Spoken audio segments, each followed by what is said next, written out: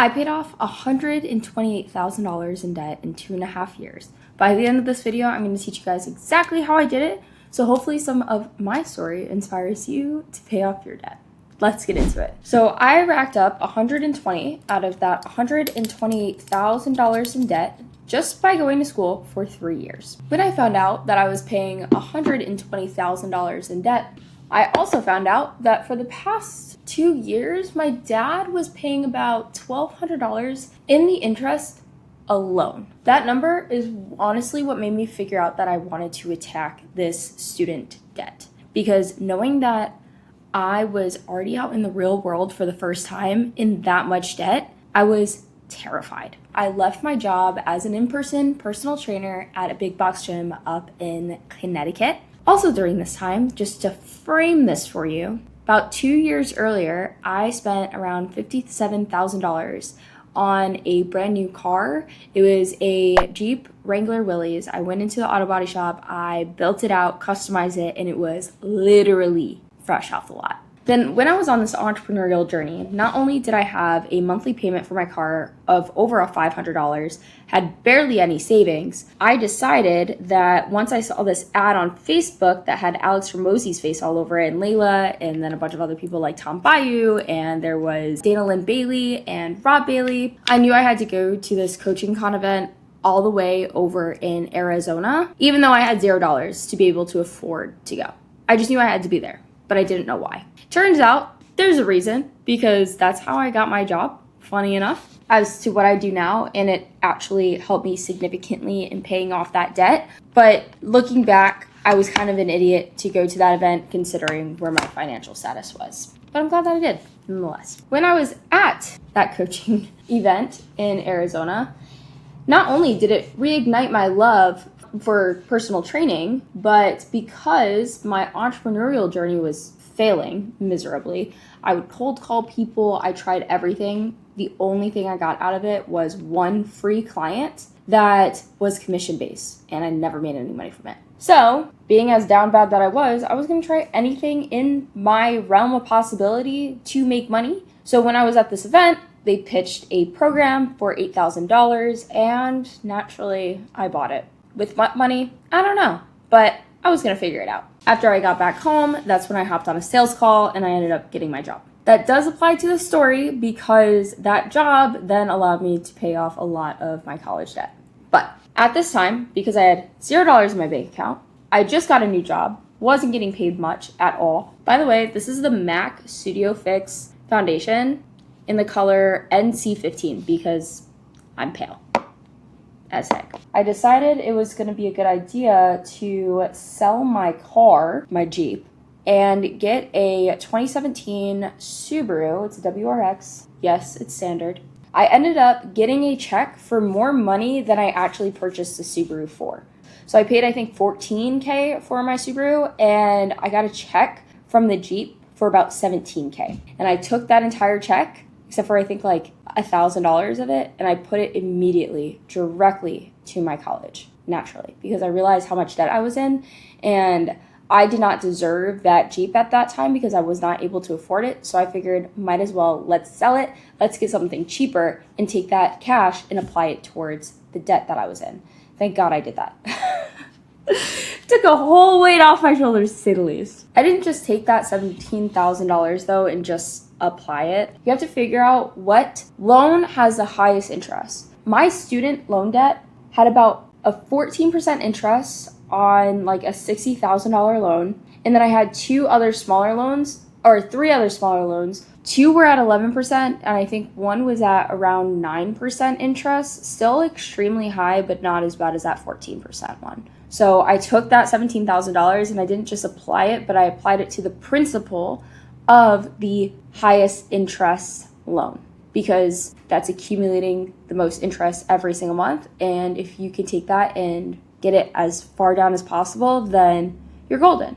There's a few different strategies to paying off debt, of course, and I don't think anyone is necessarily right or wrong. I think just paying off debt in general is just like whatever makes you feel excited to pay off that debt, then do it. whether it's paying off the smallest loans first in a sense of like just getting those accounts closed. If that makes you feel good and like makes you feel like you have a win, then awesome. For me, I didn't care about having wins. I just needed it gone. So I went for the highest interest payment. But if you guys have a lot more debt than me, or if you're going through a different financial situation or you don't feel motivated to do it, then try doing the opposite, where instead of going for the highest interest, you go for the lowest balanced loan, and then you knock that off. And then now it's an entire closed account, and then you just keep knocking them as you go up. So there's 2 ways to do it. Doesn't really matter. But as long as you're paying towards that debt, that's all that, like, that's the thing that matters the most. Obviously, you don't just want to willy-nilly throw your money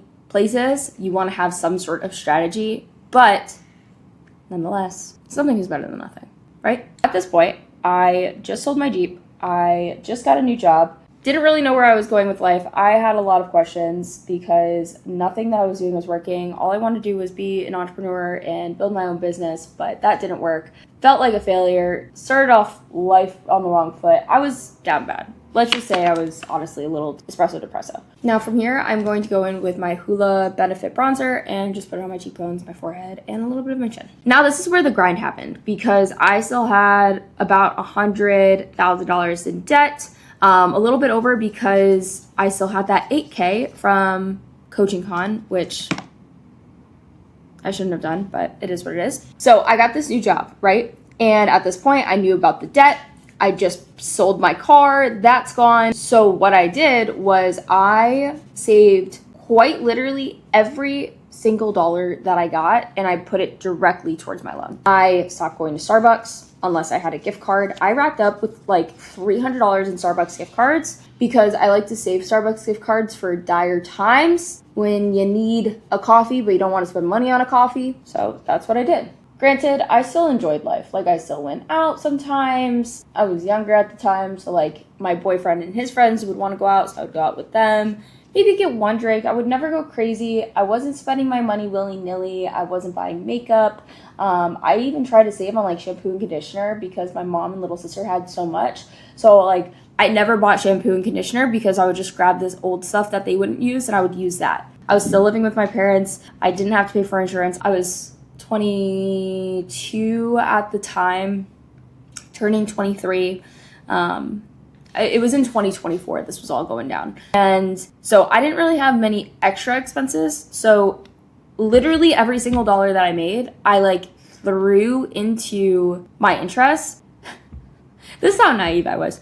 I didn't realize like how much taxes were going to be because I've never been paid as a contractor. I've only been paid as a W-2 employee. So naturally, all of my taxes were already done for me in a sense of like having money already in that like account, the IRS account, whatever they call it. I would say I was making $4,000 at the time. And let's say if I was spending $1,000 a month out of that 4,000, I took all three of that 1,000 and I put it towards the loan, not thinking that I should probably be taking like a good portion of that money and saving it for taxes. So tax year in 2025 was difficult for me, to say the least. I think it was like $14,000 too. It was ridiculously expensive, but I did pay down a lot of my interest, so I did save a lot of money in the long run. If you were taking like the math balance of that, like I saved 14% of my money because the money that goes to the government is just going to the government. You're not going to get interest on that, and it's not going to make you a return. So instead, I did the opposite where I paid the 14% interest, so I wasn't accruing that 14% interest.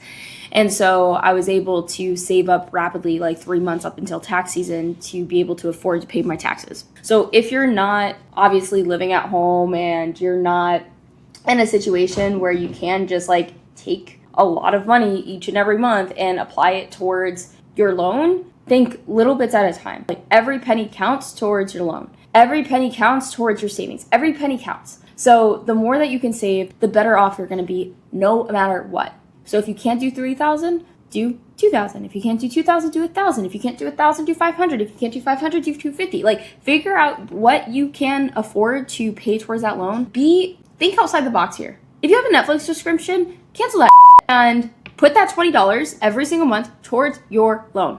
Get that loan paid off. Do everything in your possible power to get that loan paid off, and I promise you it's going to be worth it. Then you can treat yourself to a Netflix subscription after you paid off that dang loan. You got it.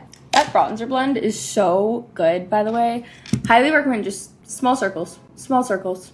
They're just snatched, bro. Now I'm going in with my blush from Sephora, and I'm just gonna apply it to my cheekbones and my nose like always. Over time, thankfully that job paid me more and more, and I eventually ended up moving out, so then I had rent, of course, that I had to learn how to pay. As the time went on, I was able to take more and more money as I went along to apply to my loan. I ended up, again, paying off that highest interest first. I paid that off, I think within the first year of me finding out that that was even a thing, because I put so much money towards that highest interest loan. Just kept going down from there.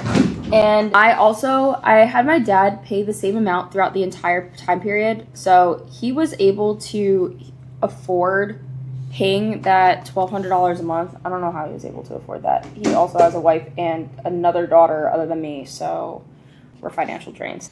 I did eventually bring it down as I was paying more and more, but in the beginning, because I was so down bad and I was also fairly young at the time, so I constantly just paid the principal, which was really, again, really, really nice, and I'm very blessed that he was able to do that for me. But he didn't understand how much debt I was in. He was just paying whatever the bill came in each month. He's not very financially literate, which is fine. No one, if you're not taught financial literacy, you don't know it, which is actually very common for many people. And I used to watch a lot of finance videos, and that's how I learned how to pay off my debt. I used to watch Graham Stephan. I used to watch Dave Ramsey. I literally watch everyone in the finance industry, to say the least. But I kind of drew up my own conclusion of what I heard from different people, and that's how I decided to pay off my debt. Although it was a difficult and very, very long feat.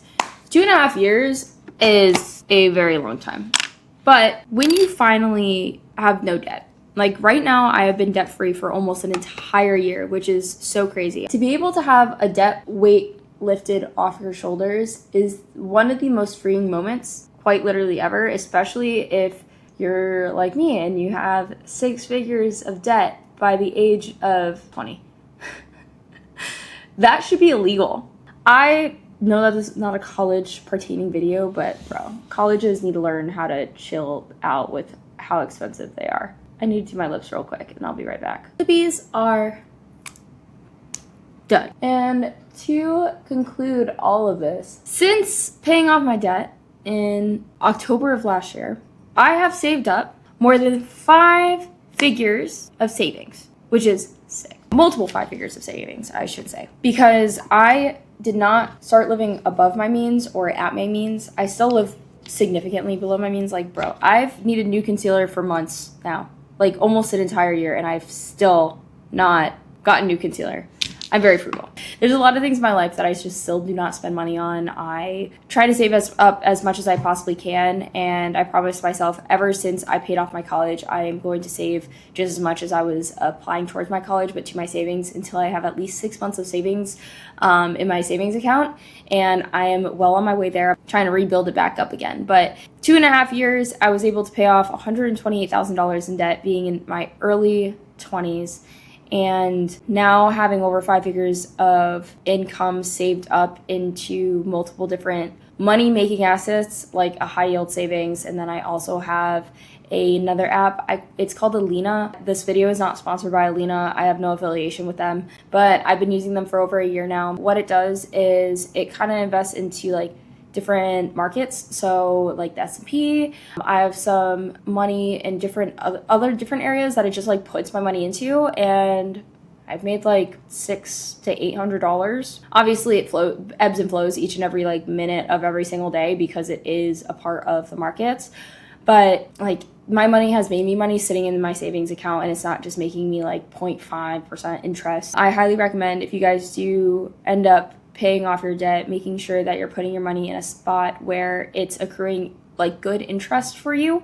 And even if you're still not out of debt, but you have a savings, And if your savings is just savings sitting in a bank account, please, please, please do me a huge favor and move it to like a high yield savings account. You could still access it. It's not like a Roth IRA or a 401k. I personally have Credit Karma. SoFi right now I think has the highest interest that it will pay you. I think it's like 4.1%. Like, go get 4.1% on your money.